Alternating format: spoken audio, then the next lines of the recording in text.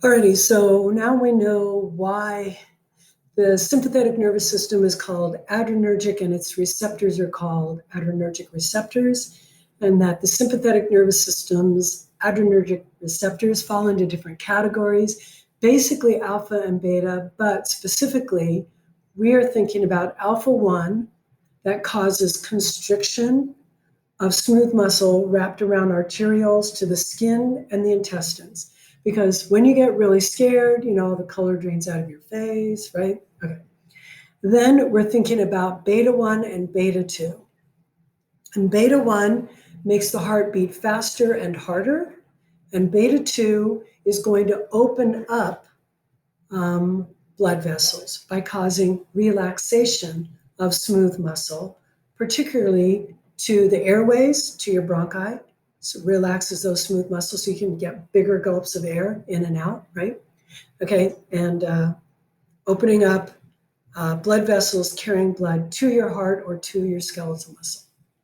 Now we're going to think about cholinergic receptors. Now, cholinergic receptors in general are parasympathetic nervous system, but keep in mind that there is a cholinergic receptor at the ganglion. So between the first neuron and the second neuron, right there at the ganglion, there is also a cholinergic receptor. And there are many types, and I'm going to ask you to know the 2 nicotinics and the 1 muscarinic. Okay, 2 nicotinics.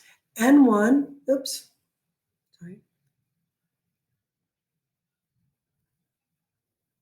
N1 is, N1 stands for nicotinic 1. N1 is found on skeletal muscle, right? Oh, wait, that's not even the parasympathetic nervous system. Still a cholinergic receptor because it still receives acetylcholine, right? So N1 is on skeletal muscle. And by the way, this receptor is always going to be excitatory. It's always going to increase contraction. Well, that kind of makes sense. The N2 nicotinic receptor is the one we find at those postganglionic neurons, right? So when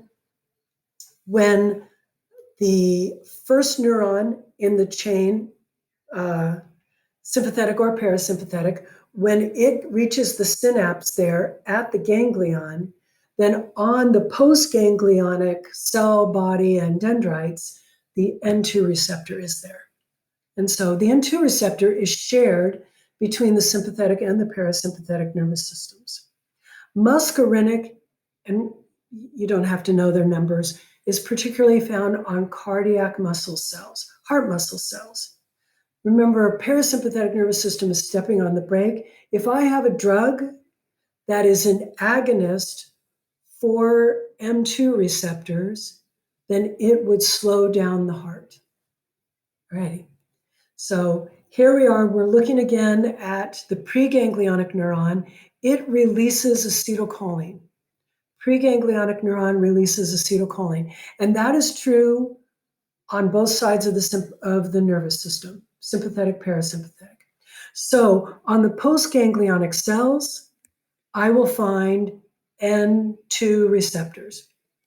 N1, skeletal muscle, N2, I want you to remember we're going to find them here, right? Now, the muscarinic receptors are going to be on the parasympathetic side. Generally speaking, there is one exception to the rule. It's biology. There's a million exceptions to the rule. We're going to try and learn the rules first.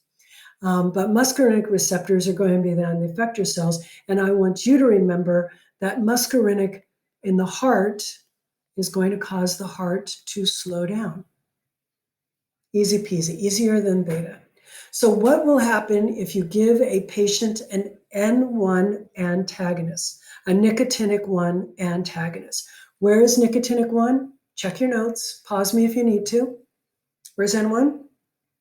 Right, it's on skeletal muscle. So if I gave an antagonist, then muscles could not contract and I would get muscle paralysis, right? Okay, let's go a little bit further. What if I gave an N2 agonist. If I gave an N2 agonist, it would do more of what the parasympathetic nervous system does to the heart. That's where I'm finding N2. So it would lower blood pressure. Well, it mostly would have a slower heartbeat. It would also lower blood pressure. Okay, there you go. And there are drugs for all of these things. And you will have to learn them super fast when you get into your medical programs. So in the heart has got cholinergic receptors. It turns out that the cholinergic receptors are only found in the SA node and the AV node. I'm sorry. Yeah, only right here. Oops, I need a new color. Okay, so when it comes to the parasympathetic nervous system, it slows the heart down, just slows the heart down. The adrenergic receptors, the beta 1 receptors of the heart, they're found at the two nodes, but they also are found on heart muscle cells themselves.